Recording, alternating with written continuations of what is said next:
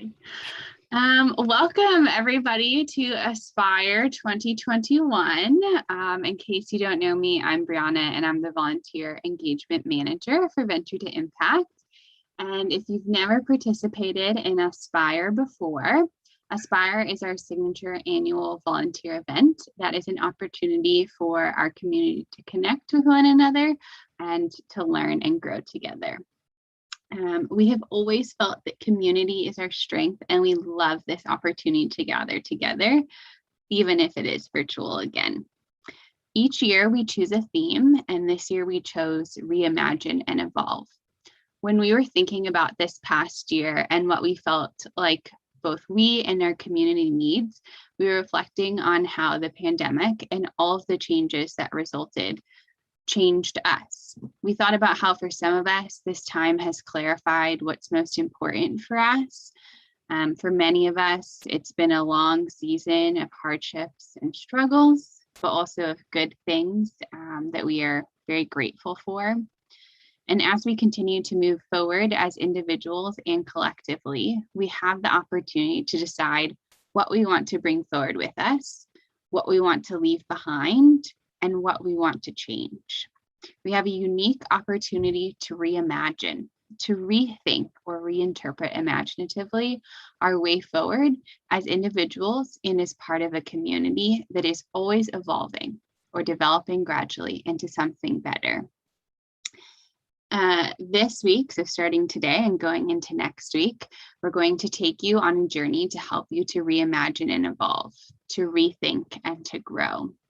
Today, we are starting by hearing from V2I's leadership about what we have been learning this past year and how we are continuing to to reimagine and to evolve.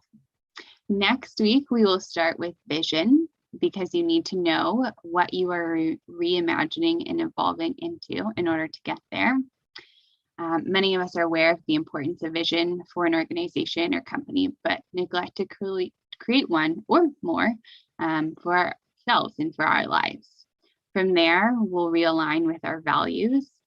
And then we'll talk about collaboration and kindness, which have been critical to making things happen, always happen, like developing the COVID vaccine. And collaboration and kindness will continue to be necessary as we move into whatever it is we choose to evolve into. Then we will be talking about how to navigate fear and anxiety. I don't know about you, but I know that I've been living with low level anxiety throughout the past year, and at times it's been more than that low level. So we're going to talk about how do we navigate this fear and anxiety. And then we'll be finishing with some in-person gatherings in some of our hub cities. So we'll be finishing with community, which will be really sweet. All of these conversations will be taking place at this time at 12 p.m. Pacific, 3 p.m. Eastern. But if you miss any of them, recordings will be available on our Facebook page and YouTube channel. So here with me today, let me bring them into the spotlight with me, are Fadi, our Executive Director, and Minerva, our Board Chair. Welcome to both of you. So I think pretty much everybody knows Fadi because he is, as I said, our Executive Director and one of our co-founders. So I'm sharing some fun facts about him, whereas Minerva's introduction is a little bit more professional. But if you know Fadi, you know that he loves tennis and dreams of playing in Wimbledon 2048, gives nicknames to literally everyone, can and does become best friends with anyone he meets, and is a podcast lover, which is part of why we are going podcast style today.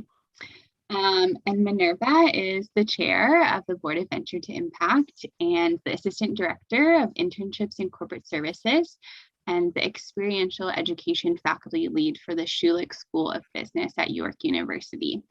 She has over 5 years experience in teaching and coaching international MBA students and has extensive leadership experience locally and internationally, managing organizations as well as selecting leaders and managers for different companies around the world.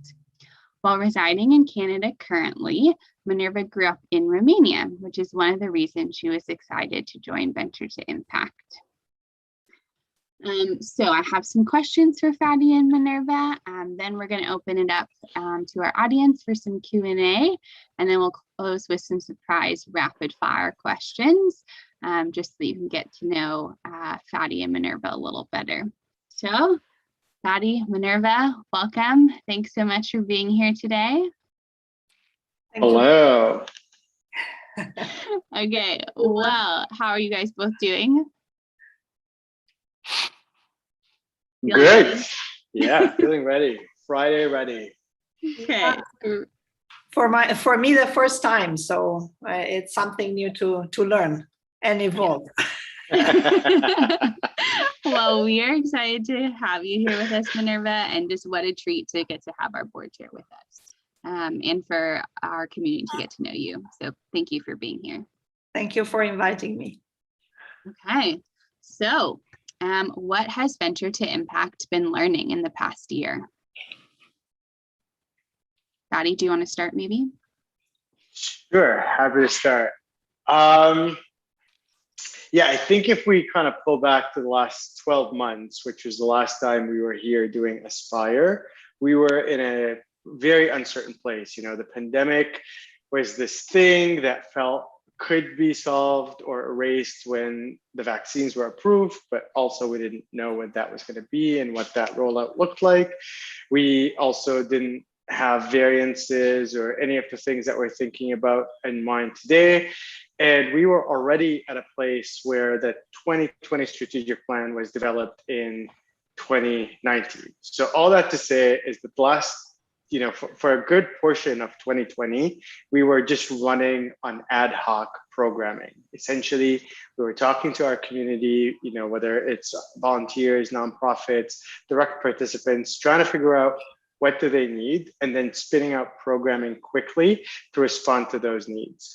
I think what I've learned specifically for V2I in the last year was that we could not do enough strategic planning or enough investment in kind of forecasting and scenario planning to really predict the future and what and how our programming could change year to year. I mean, even if we had spent 3 times the amount of the energy that we spent in doing the strategic plan, I don't think anybody would have said in 5 months, there's going to be a global health pandemic, your entire workflow is going to be disrupted, and you should really think about that. So what that leaves us with is that we need, as organizations, to be really, really, really clear about the vision and mission of the work that we do. You know, we really need to understand why do we do what we do and what is it that we seek to accomplish. Beyond that, our day-to-day activities are just a series of events that can help us reach, you know, our ultimate vision, ultimate objectives. So, you know, I've learned that in a sense that we should minimize activities and their importance at V2I and really focus on emphasizing the vision and emphasizing the goal. So before last year, V2I would always say we're a volunteer abroad organization.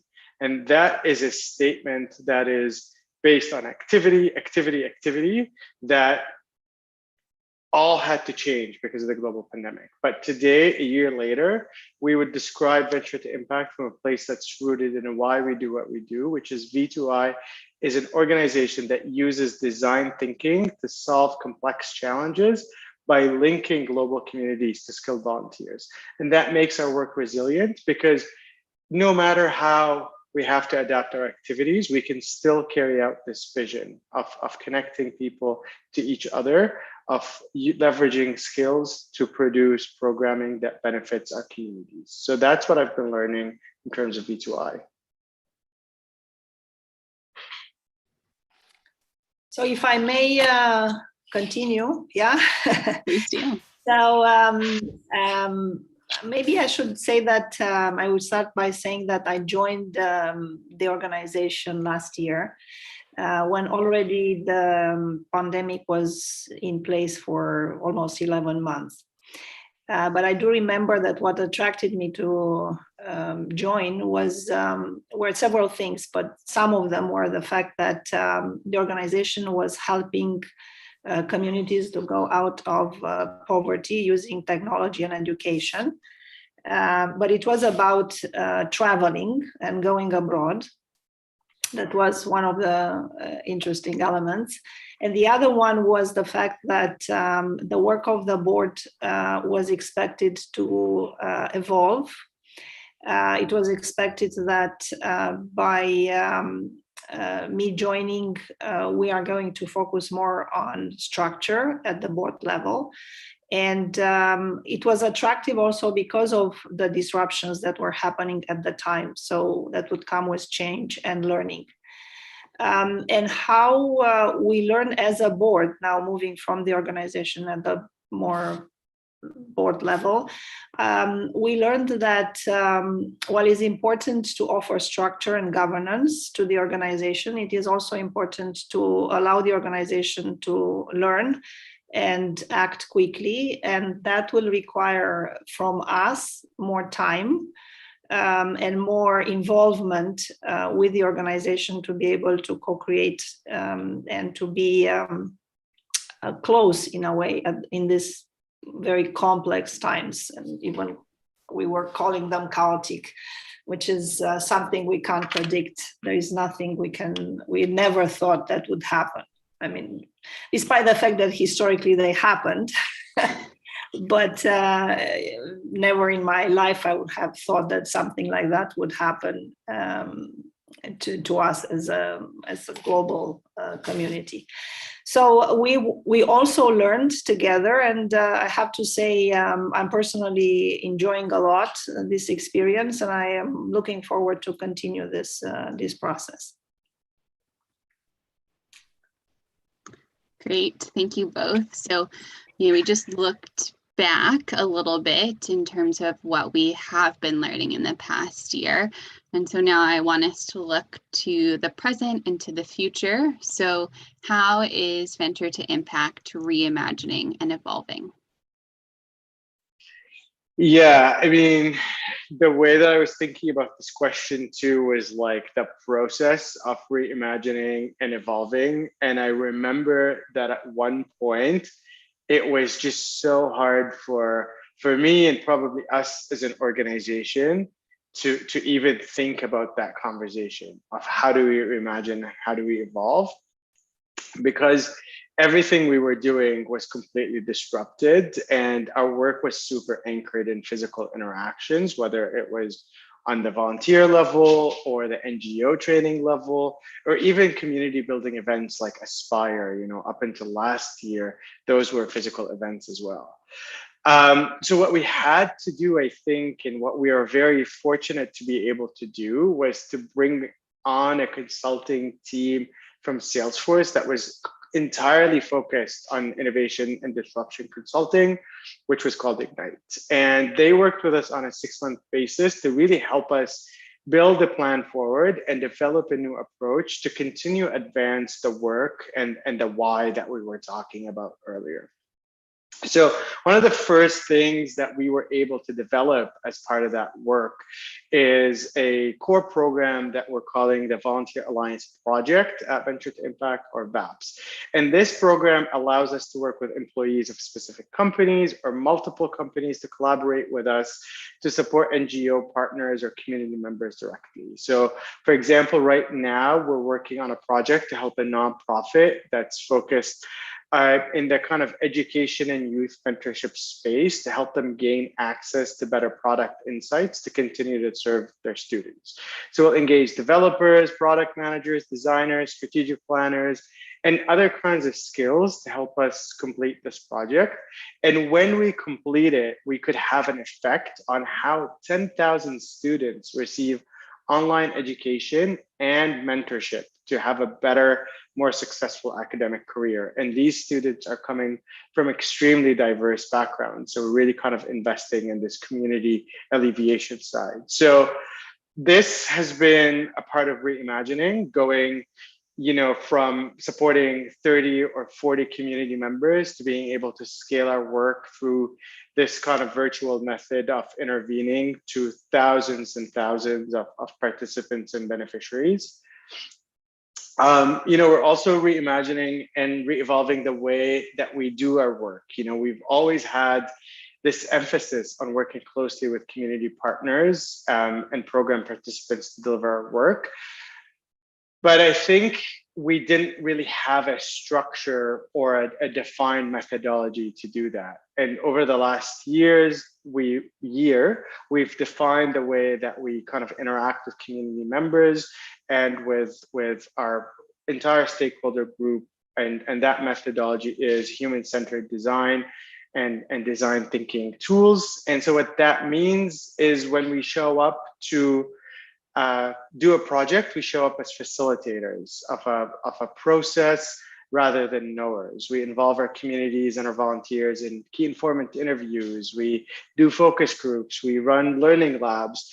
And those types of methodologies really ensure that the work that we're doing is super relevant to our stakeholders and that it's going to hit the pain point that they experience from whatever kind of angle we approach it, whether it's a product or an innovation or a mentorship program, that it just really hits the nail on the head for the need that they have expressed, which we kind of gather through our discoveries. And then finally, and very excitingly, we're imagining the future of our programming and how we kind of balance out program delivery from a virtual and physical standpoint. So I think what we hope the future to look like is a future where we can have a blended approach to our programming, where we can have both physical and virtual. And we're actually in conversations with partners in the EU specifically for 2022 to talk about potential projects that would be appropriate and safe to conduct in a physical format with a volunteer team. And some of these projects are, the details are still emerging, but some of them might be around hunger alleviation, refugee support, and among others. And I truly think that a blended approach is really important for two reasons. It allows us to run a programming over a long period of time. So we could do, many months of a virtual intervention and then have a volunteer program that is flanked, between months of virtual programming or at the end or anything like that. But it could be a combination where we're offering support to our communities over a longer period of time. And then I also think it's important to keep virtual because it supports volunteers who may not be able to travel for various reasons. So it would be a really good way for us to continue to tap into some amazing skills, even if the volunteer isn't able to travel specifically. So these are some of the ways that we are kind of reimagining and evolving our work in the future, as from today's POV.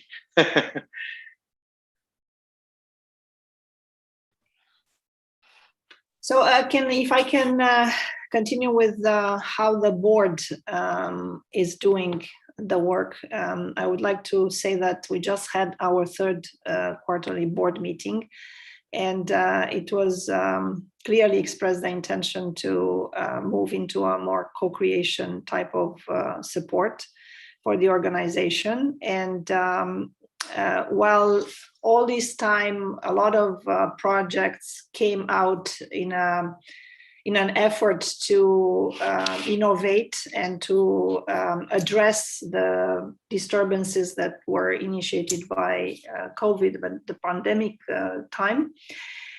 It is important to have a strategy, and it is important to have an adjusted strategy to these times. And the board was open to put more hours. I mean, we talk a lot of hours now of a facilitated sessions, a number of sessions on working together with the organization to adjust the existing strategy. And I think what Fadi said, and I can see in the same way a future where the online and the ground experience become interconnected and they support each other. And I think it would be pity to lose what was acquired through this time, as opposed to integrate and try to build something that is richer in experience for everyone. And in a way, I mean, it was very bad, a very difficult time, but I think in a way it is a blessing because forced the organization to reinvent, to learn, to develop, and even get out of a comfort zone where many times we tend to stay because it's easier. But it was necessary, and now it would be very nice if we can transfer this into the future. And the board is here to help. Which we're very grateful for. Absolutely.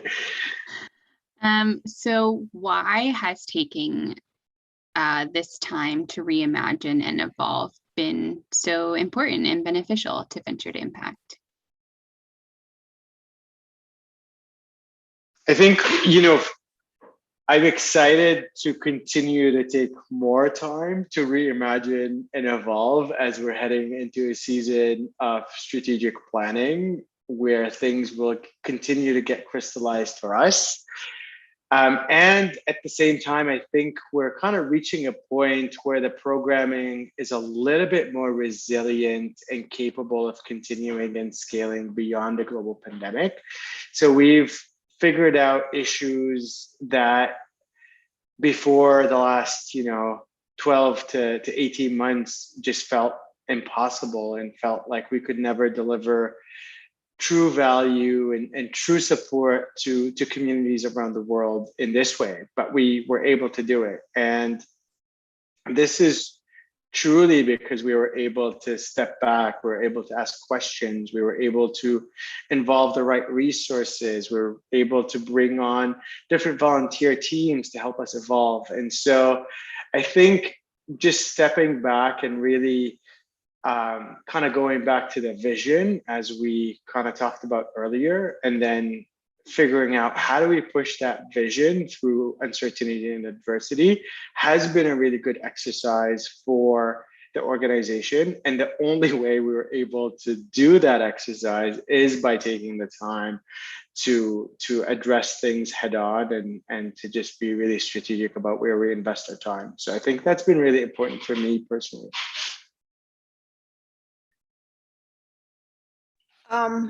For me, I think for me, the idea that either you survive, in fact, or you disappear, there are no in-betweens. And there is a time, and this is the time, when the environment forced everyone to reinvent, to think, to put all the effort to do it. And I really I enjoy a lot working with the company, with the Venture to Impact CEO and the board. And one of the reasons is because I can see that there is a culture of learning. And this learning means experimenting, sometimes failing, but learning from this very quickly and moving forward.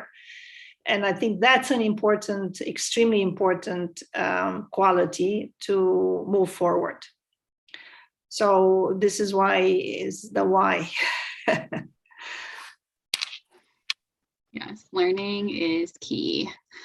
So what can interested stakeholders expect to see more or less of, or not at all in the future for V2I?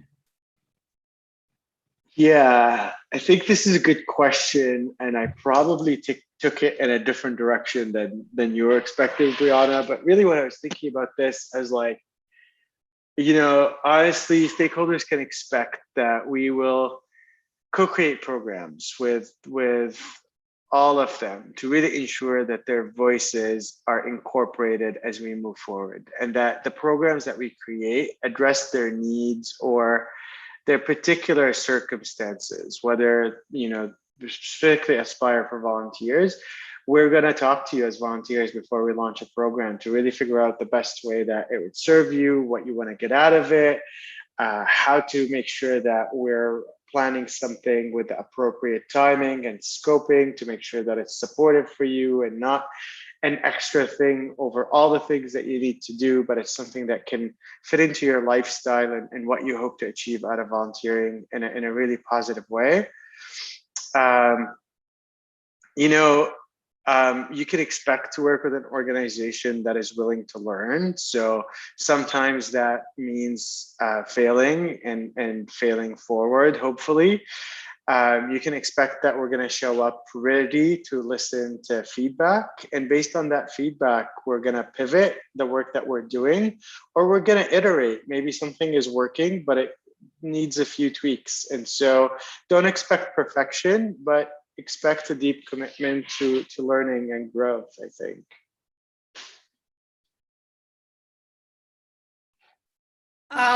Maybe in a way, I mean, for me, I'll repeat, in fact, what Fadi said, but I think that these 2 years of COVID developed in Venture to Impact the appetite for innovation and co-creation. And I think in the future, you will see this type of new creative projects. And they were already done, few of them, very successful, and few of them will happen in the very close future. So I think this is a fantastic win from this time, if we can say. I mean, a sad time, but a good learning for everyone. Mm-hmm. So what direction did you think I wanted to take this question, Fadi? Maybe more like concrete things versus like, here's how we're showing up. Like, here's, because we have a lot of things cooking, but I wanted to talk a little bit more about the how things are cooking versus the like 3 things that people can get involved with today, because these are coming over the next couple of weeks, and wanted to just focus about like our approach and our mindset. Well, I mean, I think that relates to, how we began this conversation around how we can't promise certain things in times, things are always changing, but we can come back to our why, we can come back to our approach. So I think, the way you chose to respond makes sense. And I don't think I had a specific answer in mind. So thank you, Fadi Minerva. Those were our main questions that we wanted to discuss related to our theme for Aspire this year. So we have a couple of volunteers here with us. So this is your opportunity to ask any questions if you have them. So feel free to unmute yourself if you have a question and just share it with the team. Now you can also type it. Yeah, now is your opportunity to ask about the concrete projects that we try to avoid. Or you can type it if you feel more comfortable that way, but I think you're all comfortable speaking if you want. But I think Annie unmuted. Yeah. Hi there. Hi, guys. Hi, Annie. Thanks for the presentation. Great to see the direction things are moving in. I was curious, as a trip participant, how you are looking to explore opportunities for 2022.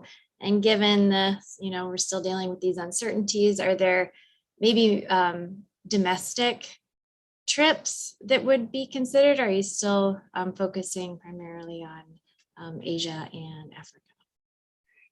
Yeah, that's a great question. So I think the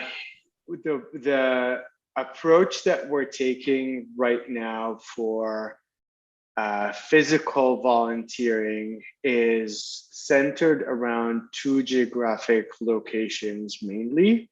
The one geographic location that we're seriously exploring is Europe, and more specifically Western Europe. We feel like this is a place, I want to say we're betting. It's not a feeling, and no one knows like with 100% certainty. But we're betting that this is going to be a place that will be safe and appropriate for physical volunteering programs for various variety of reasons. Vaccine rollouts, the kind of the health ecosystem, and the fact that people are already comfortable traveling there. So we're hoping that we'd be able to find, relevant projects for the organization, and specifically ones where we can include the volunteers in a meaningful way in Western Europe, alongside partner organizations, as we always deliver our projects.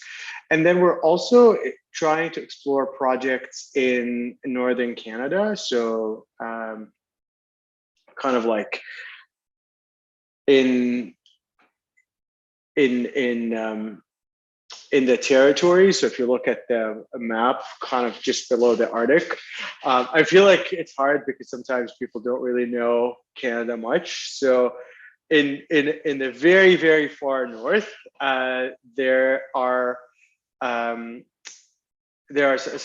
potential for us to get involved with projects specifically, around education or workforce development or youth empowerment type projects.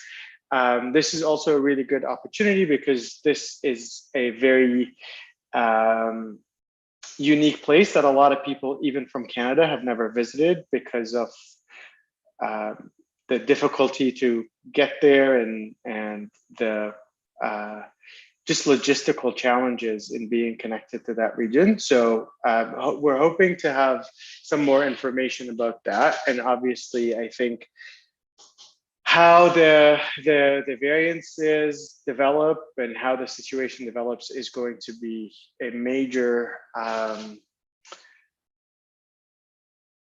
variable in this whole thing. But I think right now we're probably going to be less focused on Africa and Asia as we have been in the past, and probably be more focused on Europe and Northern Canada. Thanks, Fatty. I just want to help with the Canadian geography as an American who has lived in Canada for 7 years. Help me. 10 provinces just north of the US border. And then there are 3 territories further north of the provinces, which do reach up to the Arctic. And yes, more challenges because colder, fewer resources, smaller populations. So Northern Canada. We had a question in the chat that the group would like to hear more about the upcoming projects mentioned, whether virtual or in person. So I think you just touched on the in-person, Fatty, but could you tell us more about some of the virtual projects that are coming up? Yeah, so in terms of virtual projects, we are working with an organization. They're called Pathways for Education, and they help students from underinvested populations across the country get access to online education and mentorship, which is specifically really, really important right now at a time where there's a lot of disruption in education. So we're working with them specifically on helping them gather product insights for some of the tools that they use to deliver the educational and mentorship material. So this is a project where we'll be involving volunteers and we'll be kind of bringing to the community soon. We're also working on a project in Madagascar, and this project is specifically to support conservation education and Brianna's texting message, and various women empowerment initiatives, including women and girls' reproductive health. And so this is actually a project that we're pursuing through a formal funding opportunity. But if we get this funding opportunity, then we'd be able to roll out the project to our volunteers to be able to help out with either building like a platform around the conservation education that we want to deliver, a platform around the female reproductive health that we want to deliver and other things. And then we have NGO training sessions. So one of the things that we've coming up, one of the things that we've actually learned about the pandemic versus us working in country is that when we used to go and work in country directly, 80% of our time was spent with the direct beneficiaries, and maybe only 20% of our time was spent with the NGOs. And then when the pandemic happened, we were not able to reach the direct beneficiaries at all. And the NGOs, I feel like we could have spent more time developing them and more time investing in them when we were in the community. So now we're taking kind of a pivot to really invest in the NGO community to really make sure that they are agile and equipped to address the challenges that they have coming up. So we just delivered a training session yesterday, which is about delivering co-creative strategic planning. And then the other session that we're developing is around fundraising. And then we also have an NGO training session that is around CSR partnerships. So a lot of NGOs want to work with the corporate community, but they don't necessarily know how to do that. So we have Salesforce, Dell, JP Morgan, and VMware really giving a toolbook about how do NGOs end up collaborating with the nonprofit, with the corporate community to create meaningful programs and involve employees. Were there any other questions that I didn't see, Brianna? We can also add that we're in conversation, especially since a couple people here were involved with our project in the Gambia. We are in conversation with our partners in the Gambia to expand our pilot. So we're just figuring out what that could potentially look like right now. Yeah, and what I heard, and this is the word on the street, is we might be pivoting towards the train the trainer model, which means we're really investing in working with people who would be able to work with lots and lots of people to help them with startup education, business education, entrepreneurship education, which could have a much bigger scale. Okay, we have another follow-up question. In the upcoming projects, what are the top 3 to 5 skills you are looking for in your volunteer recruitment? Yeah, great question. So I think, and maybe I'll pull in Brianna as well, because she is the volunteer engagement manager, but I think it seems like developers and product managers, product owners, product designers are 2 super key skills for us to advance any work that we do. And then I think, people with various, like, whether it's like business background, mentorship background, marketing background, sometimes, finance or like financial knowledge could be really, really helpful. Brianna, any other skills that come to mind for you? Yeah, I would say, we're still looking at projects that would fit our volunteers and their skills. So that hasn't changed. So, we're still not going to do medical or something that, is not aligned with our focuses. So relevant, yeah, same skills as usual. But I would agree, we've been moving towards building more products. And so definitely been leaning on our product managers recently. Thanks, Jess. And shout out to Jess. Yeah.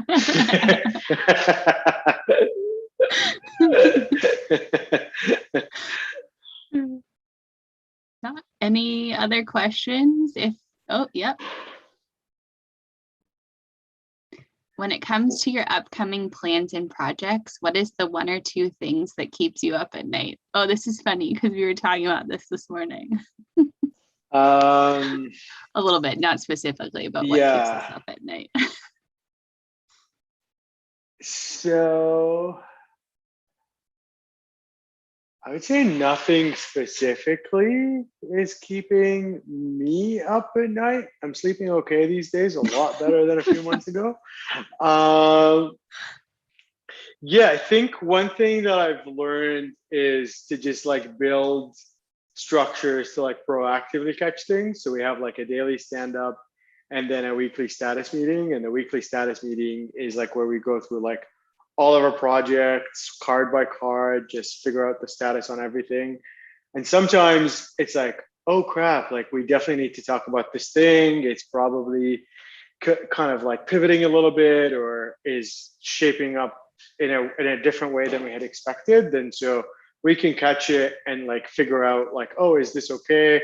Is this the new direction now, or do we want to course correct? And so I think for me, if I'm staying up at night, it's probably a sign that I'm like a little bit reactive to things and not proactive enough to feel like, oh, okay, everyone's doing what they need to do. Like I'm not micromanaging anybody, but I just have those like interactions where I feel like I'm in the loop and we can reactively catch things before proactively catch things before they happen. So.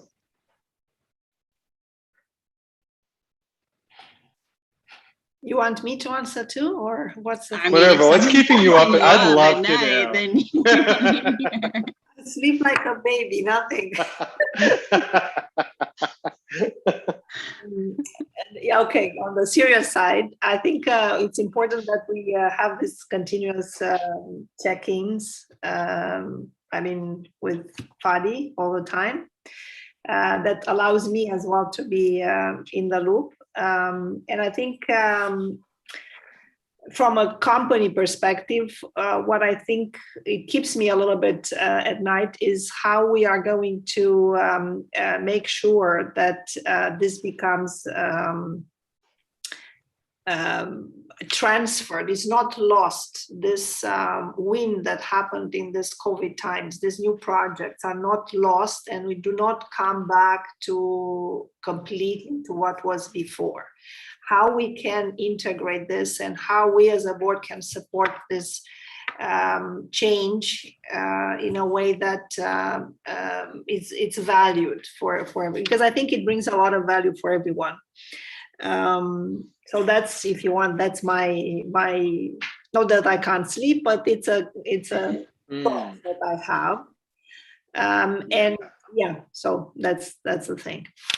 And I like that because it really has to be like at the center of like the design of the new strategy. Like it has to be like, how do we move forward with this, like intentionally? Because maybe some things came about like, oh, we just need to do things now to respond to needs, but like they've demonstrated the effectiveness. So how do we like carry them forward for sure? Yeah. And just to add a little context to something Minerva said about regularly meeting with Fadi. So Fadi and Minerva meet together. This is our meeting. You guys are in our meeting every Friday at 3 Eastern. We hang every second Friday. So welcome to our meeting.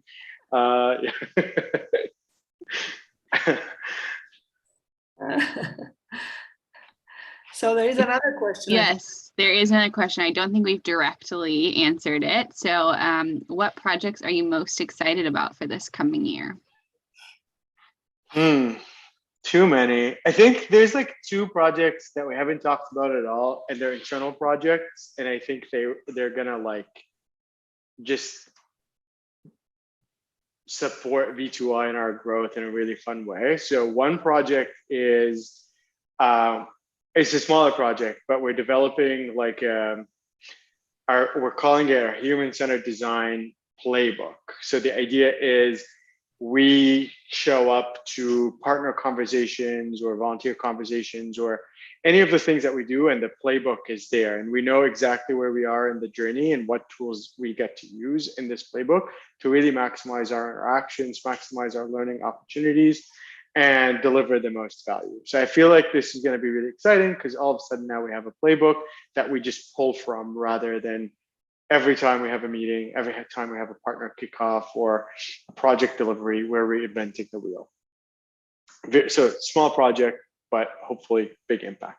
The second cool thing that we're doing, which is relevant for volunteers, and it's very experimental, so it might be like suboptimal, but we got a little bit of funding from a government partner that is going to allow us to build a an MVP scale volunteer platform where by the end of this build, all of the volunteer projects and interactions are hopefully centralized within a single platform. And we have started the process of kind of exploring what do we need. We put together a requirements document, and right now we're working with a university partner to help us implement this. So I feel like this is going to be a really exciting project that is like a V2I project versus like a partner project, but it could really have great opportunities for scale and for volunteer engagement. So for me, I think I'm really excited about these two things. For me, I'm very excited that we are also looking at the board in terms of how our skills are matching the needs of the day and how we can maybe add some new members and make sure we have diversity as well in our group. And how together we can formalize the governance for the organization in a more structured way than it was done before. So these are the main two things that are, I think, very important to happen. And hopefully will happen by the end of the year. That's the hope. And then next year, when everything is gone and we can go back to travel. No, I'm joking. Yeah. January 1, everything's gone. We're back to. Yeah, it would be nice, but still good to keep, as I said, what we got from this experience. Absolutely. Okay, I don't see any more questions. So thank you, our very active participants in this conversation. I really appreciated your questions.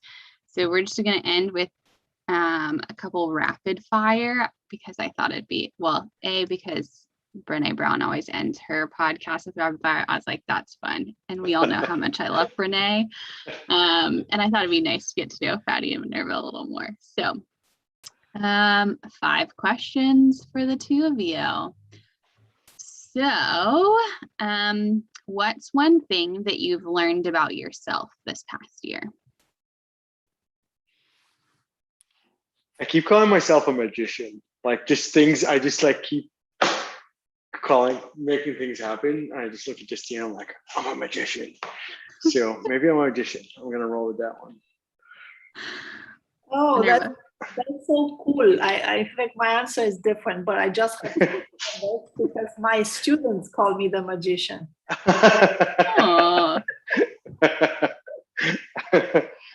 But what I learned is I learned that it is very important to enjoy the present moment because you never know what can happen. I would have never, ever believed in my life that something would happen where I could not travel internationally.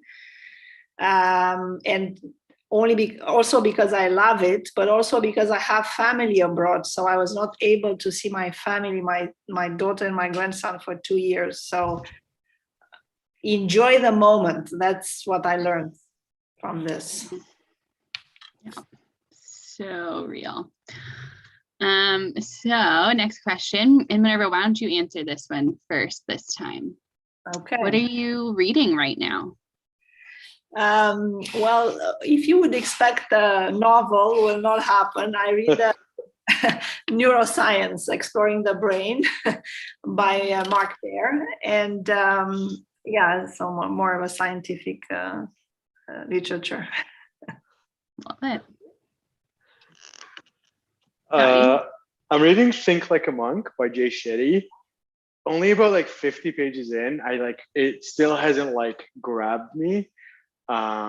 So reading that, but like not super into it yet. Okay. Well, it's okay if you never get into it, but Yeah, you'll let us know if it's great. Yeah, maybe page like 51 is gonna change everything. But. You become a magician that thinks like a monk. That's a superpower. What is your favorite podcast or type of music to listen to? I feel like podcast is a whole like session. Like You got to choose one or two if you really can't choose one. We'll go with Esther Perel. Like How's Work is really good. Friends. Brené just interviewed Esther Perel. It was really good. Yeah, you gave me a tip. I listened to 50%. That was pretty good. Yeah. I am not so much into podcasts, despite the fact that I listen to this one. But I'm more into the TED Talks. Oh, yeah. I like very much this one, The Danger of a Single Story. I don't know if you listen to That was really good. Mamanda Ngozi Adichie. Yeah, I liked it very much. Yes. Fatty and I recommend as well to all of our listeners. +1 for sure. Yeah. What could you eat every day and never get tired of? Can I answer this first? Yeah. The real answer is bread, but the right answer is veggies. What type of bread, Minerva? Any bread, sorry, I'm coming. Okay, all bread. Love it all. I just got back from Mexico, so maybe like Mexican food. I just felt like every day. Too broad. Too good. Like tacos al pastor. Okay. Like, just give me like a good taco and I'm good. But like if it's like shaved pork with a pineapple. Good choices.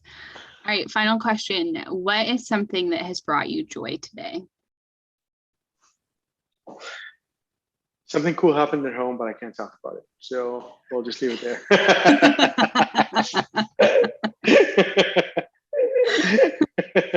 Stay tuned. Maybe we'll hear later. So I'm in the office, as you can see, in the office in Schulich, and something fantastic happened today because I got 5 students that came to see me. I've never seen them in person since they started the program. I've just seen their heads like this on the screen.